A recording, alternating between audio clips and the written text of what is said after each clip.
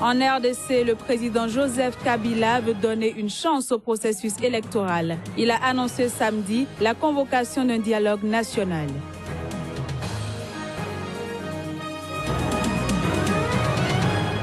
Puis au Bénin, les Rotariens ont organisé une marche caritative ce week-end. Objectif, affirmer une fois encore leur volonté d'en finir avec la poliomyélite.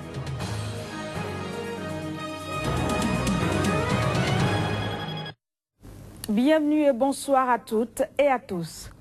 Au Burkina Faso, alors que le processus électoral se déroulait sur toute l'étendue du territoire national, le président de la CENI a procédé à un point de la situation à la mi-journée. C'était à la faveur d'une conférence de presse qu'il a tenue au quartier général de l'institution. Voici un extrait de sa déclaration. À ce stade de l'évolution du processus, nous avons fait le point du déroulement de l'opération sur l'ensemble des 13 régions du Burkina. Il ressort de ce point que nous avons fait avec les commissaires de la CENI déployés dans les régions et les membres de nos démembrements, ainsi qu'avec les remontées d'informations des nombreuses organisations de la société civile, que les opérations se déroulent globalement bien dans un calme général.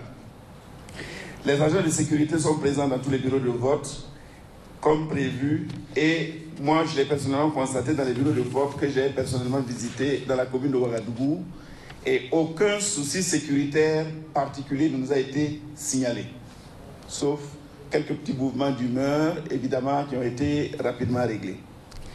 La principale difficulté constatée, que vous avez vous aussi constaté certainement, c'est que beaucoup de bureaux de vote ont accusé un retard à l'ouverture, pour des raisons liées à un retard dans le déploiement des documents ou du matériel électoral. Il nous a été aussi rapporté des cas où des électeurs ont eu des difficultés d'identification de leur bureau de vote sur les lieux de vote.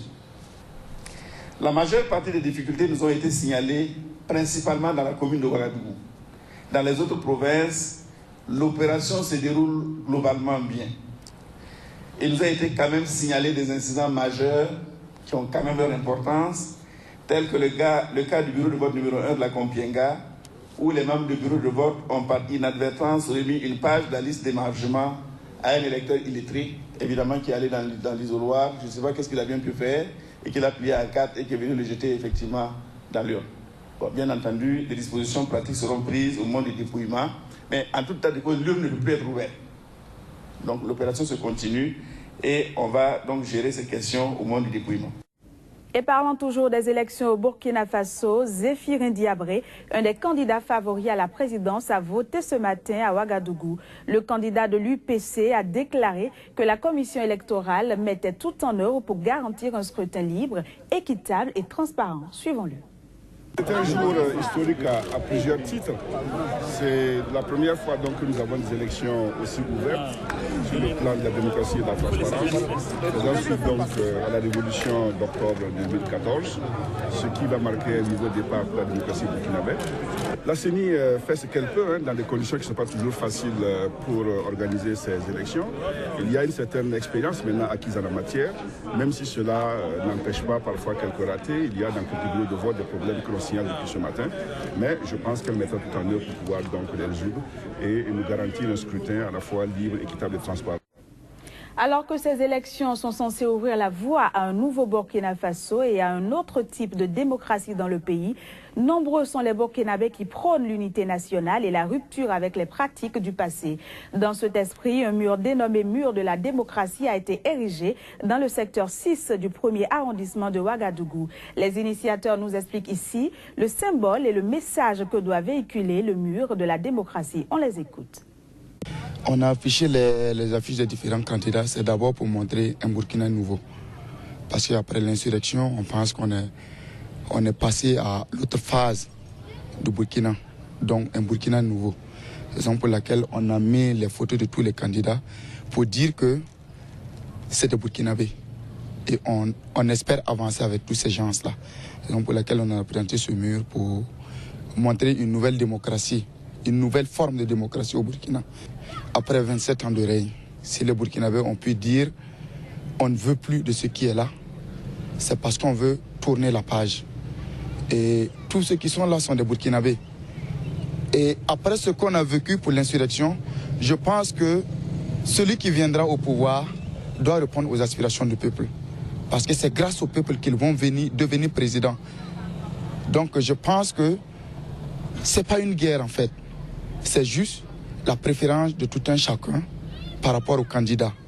Donc on n'a pas à se chamailler ou faire la guerre pour ça. Non, juste que chacun doit comprendre qu'il y a les préférences individuelles, mais le Burkina d'abord. Et le Burkina, c'est pour tous les Burkinabés. Ce mur représente tout le Burkina Faso, tout le peuple burkinabé. Nous sommes ensemble ici, nous n'avons jamais vécu une bagarre entre nous. C'est une même famille. Et si vous trouvez ces candidats sur ce mur, c'est parce que celui qui viendra, celui qui sera élu, représentera tout le peuple burkinabé. Ce ne sont pas les élections qui vont venir nous diviser. Et ce n'est pas un président que nous allons choisir qui va venir diviser le peuple burkinabé. Notre message est que celui qui sera élu demain représentera tout le peuple burkinabé. Et que le peuple burkinabé qu'il a choisi l'accompagnera pour que le développement soit fait dans de bonnes conditions.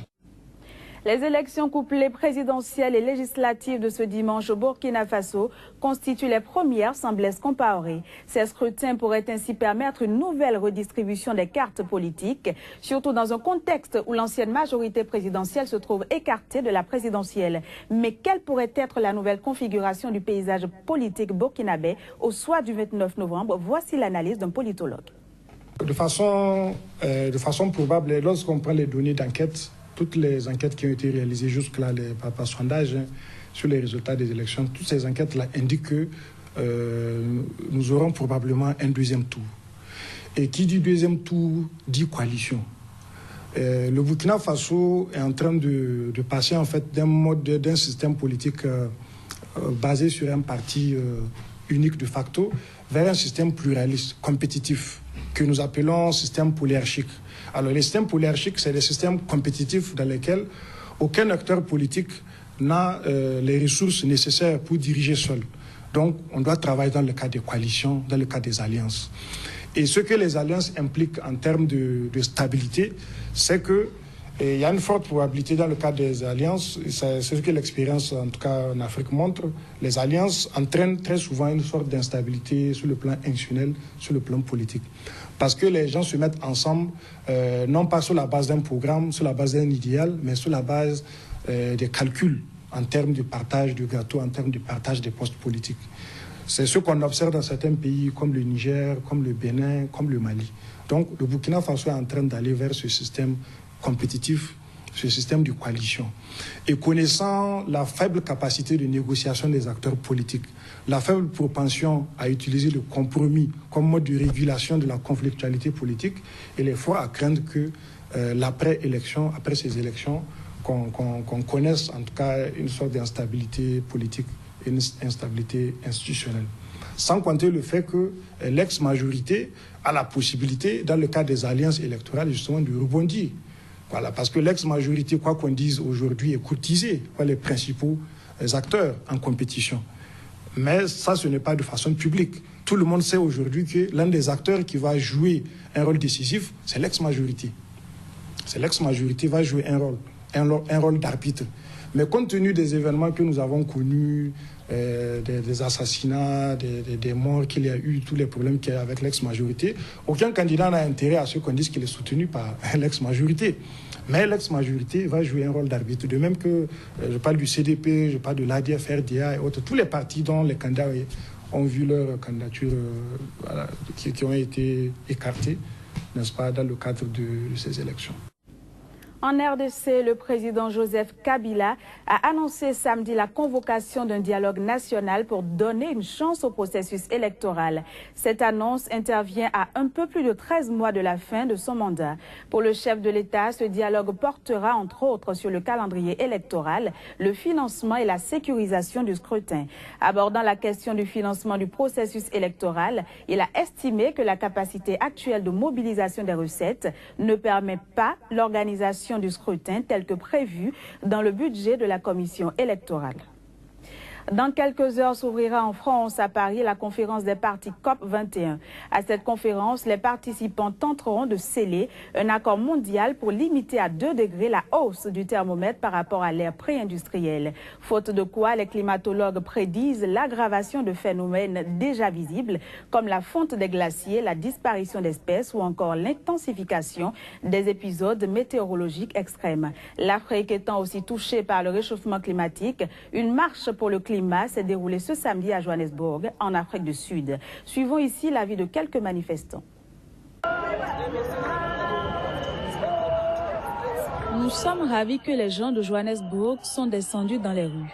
C'est notre moyen de nous organiser pour envoyer un message aux négociateurs, ceux qui vont à Paris pour leur dire qu'on veut qu'ils signent un accord contraignant.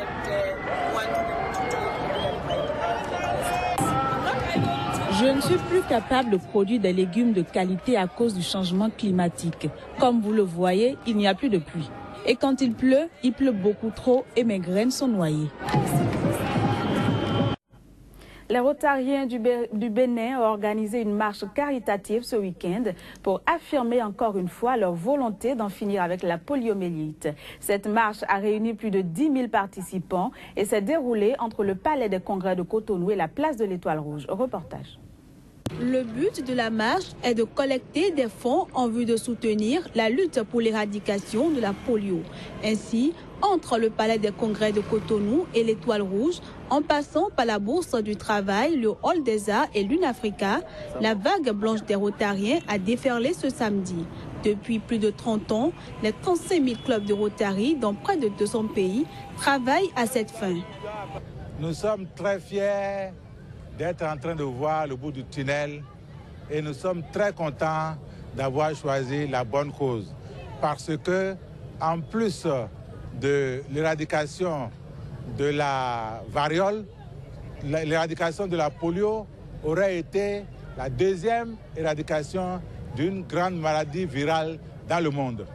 Les membres du Rotary ont été un élément central des efforts d'éradication en Afrique de par leur rôle actif pour collecter des fonds, faire le plaidoyer de l'importance de l'éradication de la polio auprès des gouvernements, sensibiliser l'opinion et mobiliser les bénévoles sur le terrain.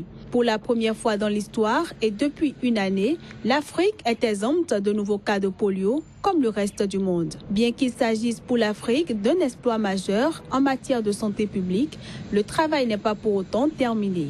Si nous baissons la garde, ça va être très grave.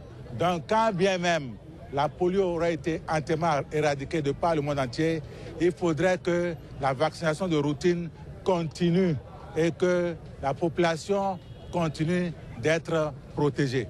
Afin d'en finir à jamais avec la poliomyélite, la totalité des pays, qu'ils soient endémiques ou non, doivent renforcer les vaccinations de routine ainsi que les activités de surveillance et faire tout ce qui est en leur pouvoir pour vacciner les enfants.